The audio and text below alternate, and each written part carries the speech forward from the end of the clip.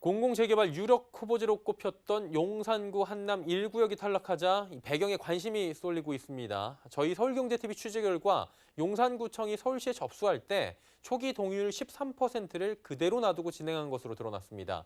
현재 주민 동의율은 70%를 넘었다고 하는데요. 그동안 주민 동의가 이렇게 늘어났는데도 업데이트를 하지 않았다는 거겠죠? 다른 구청에서 동의율을 계속 업데이트한 것과는 굉장히 대조되는 모습입니다. 급기야 성난 주민들이 오늘 용산구청을 항의 방문한 데 이어 서울시까지 쫓아갔다고 합니다. 일촉즉발의 현장이 펼쳐졌다고 하는데 지혜진 기자가 직접 다녀왔습니다. 들어보도록 하죠. 나와 있습니까? 네, 안녕하세요. 예, 오늘 일단 취재 고생하셨고요. 공공재개발에서 탈락한 한남 1구역 주민들이 구청, 시청 지금 항의 방문했다 들었습니다. 현장 분위기 그렇게 좋지 않았을 것 같은데 어땠습니까? 네, 한남 1구역 소유자 일부는 오늘 오전 항의차 용산구청을 방문했습니다. 한남 1구역이 공공재개발에서 탈락한 게 납득이 가지 않는다는 이유에서인데요. 일단 현장 분위기 보고 가시죠. 이거 제시하고요. 이거 은근한 일이에요. 자료 먼저 내는 게 왜 13%만 제출하는 거예요? 왜 13%만 제출하는 거예요? 이게 잘못된데 뭘 오늘 제출하라고 지금 당장에. 네, 영상은 오늘 오전 용산구청 모습인데요. 이들이 이렇게까지 분노한 이유는 한남 1구역이 공공재개발에서 탈락한 것이 의외의 결과였기 때문입니다. 사실 한남 1구역은 공공재개발 선정이 유력한 후보지 중 하나였습니다. 한남 뉴타운이라는 좋은 입지에다가 주민 동의율 70% 이상을 달성하는 등의 성과가 있었기 때문인데요. 높은 주민 동의율뿐만 아니라 한남 1구역은 연면적 노후도 등이 포함된 주거정비 지수 모두 충족된 지역이었기 때문에 주민들은 결과를 보고 분노했습니다. 공공재개발에서 탈락할 이유가 없다는 건데요. 한 소유자의 목소리를 들어보시죠. 재심의 대상이라고 얘기하셔야죠. 왜 그걸 사실하고 틀리잖아요. 주거 정비 지수가 해당되고요. 첫 번째. 두 번째 노후도도 해당되고요. 세 번째 역세권 지역이고요. 그리고 여기가 충고 제한 지역이기 때문에 공공재개발로 뭔가 사업성을 높여야 되는 상황이 발생되고요. 이런 모든 것들이 충족이 되는데 안 될 이유가 없는 거예요. 거기다 주민 의지도 되고 활발하잖아요.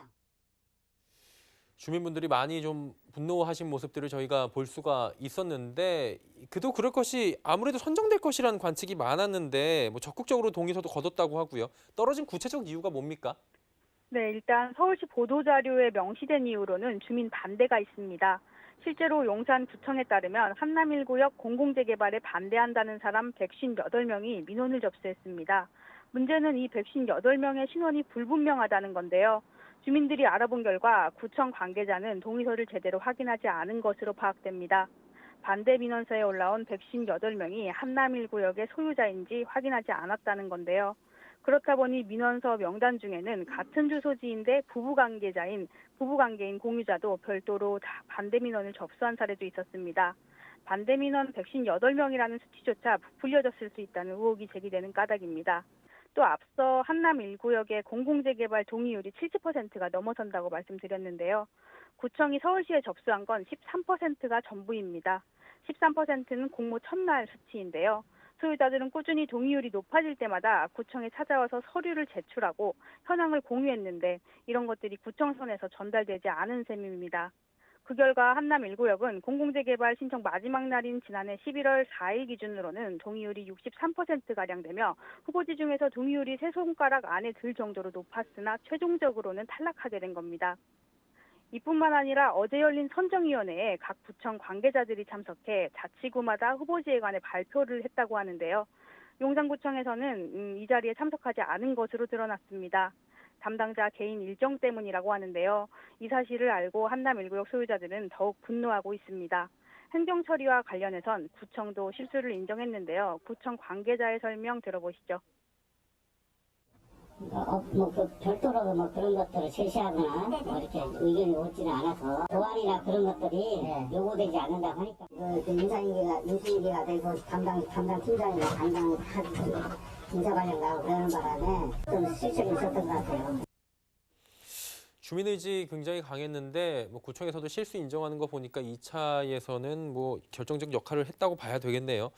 이번에 지금 1차 선정 때와는 분위기가 많이 달라졌다고 하는데 2차 후보지 선정에서 좀 두드러진 특징이 있었습니까? 네, 최근에 한국토지주택공사 LH의 투기 논란도 있었고 서울시장이 교체될 경우 민간 재개발이 활성화될 거다라는 기대감이 있었던 게 사실인데요. 그래서인지 1차 때보다는 보수적으로 뽑았다는 느낌이 강합니다. 업계 관계자는 1차 때와 달리 반대 민원이 조금이라도 있는 곳은 다 제외한 것 같다고 분위기를 전했는데요. 하지만 이것만으로는 설명되지 않는 게 후보지로 선정된 곳 중에서도 반대 민원이 들어온 곳이 있는 것으로 파악되기 때문입니다.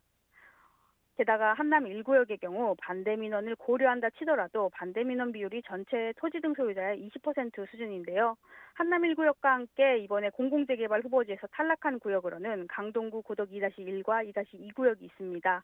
이들 구역은 각각 40에서 50%에 달하는 반대 민원이 접수돼 이게 탈락의 가장 주된 원인이 됐는데요. 이와 비교하면 한남 1구역은 다른 구역보다 반대 비율도 높지 않은데 탈락한 것이 되는 겁니다. 선정위원회 기준이 다소 모호해 보이는 그런 것들이 좀 느끼실 수 있을 것 같아요. 시청자분들도. 한남 1구역 외에도 선정 결과에 좀 이의를 제기하고 있는 곳들이 있습니까?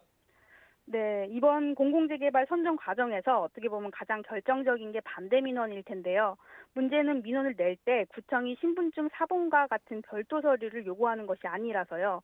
반대 민원의 수는 얼마든지 부풀려질 수 있다는 게 맹점입니다. 실제로 저희 서울경제TV가 올해 1월 보도한 적이 있는 아현 1구역 같은 경우는 700여 명이 넘는 반대 민원이 접수됐습니다. 그런데 실상은 명의가 도용된 사건이었습니다. 민간 재개발을 원하는 일부 주민이 공공재개발 동의서를 낸 주민들의 명의를 도용해 민원 인수를 부풀린 건데요. 이들은 현재 서울 서대문 경찰서에 명의 도용건과 관련해 고소장을 접수한 상태입니다. 아현 1구역도 이번 공공재개발 후보지 선정에 이름을 올리지 못했는데요. 이들은 용적률이나 높이 제한 완화만으로는 사업성 개선에 한계가 있어 실현 가능성이 부족하고 사업 방식에 대한 주민 의견 등이 있다는 이유로 보류됐습니다.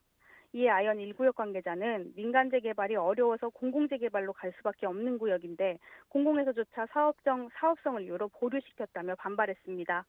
아현 1구역 소유자들도 한남 1구역과 마찬가지로 구청, 서울시, 구의원, 시의원 등에게 항의하고 있는 것으로 알려졌습니다. 이번 선정 결과뿐만 아니라 공공재개발은 노후도 등의 요건 때문에도 한 차례 몸살을 앓은 바 있는데요. 공공재개발 후보지 선정 절차가 공정했는지 등을 두고 당분간 갑론을 잡음이 이어질 것으로 보입니다. 예, 공공재개발 유력 후보지였던 한남 1구역이 탈락했다라는 소식들 논란이 좀 되고 있는데 이 부분과 현 진행 상황까지 좀 짚어봤습니다. 부동산부의 지혜진 기자와 함께했습니다. 수고하셨습니다. 감사합니다.